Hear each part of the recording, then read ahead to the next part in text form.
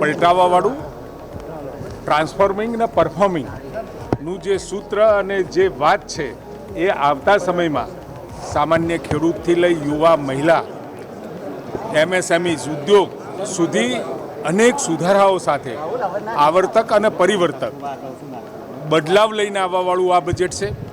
ભૂતકાળની અંદર પણ જે બજેટ પ્રસ્તુત થયા એ બજેટને અનુલક્ષી 47નો રોડ મેપ એટલે કે વિકસિત ભારત બનવા તરફ આપણી જે દિશા છે એને ઝડપથી પૂરું કરવાવાળું આ બજેટ.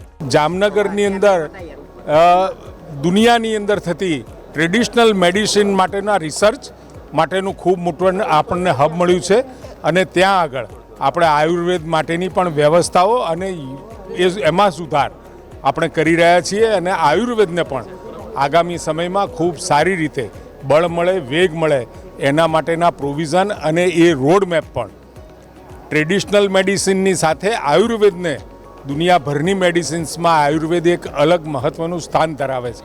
ત્યારે ભારતીય જનતાને પણ વેદકાળથી ઋષિકાળથી એના ઉપર વિશ્વાસ રહ્યો છે. એ જ ટ્રેડિશનને આગળ વધારવા અને એને સપોર્ટ કરવા માટેની વ્યવસ્થા પણ આદરણીય નિર્મલાજીએ કરી છે.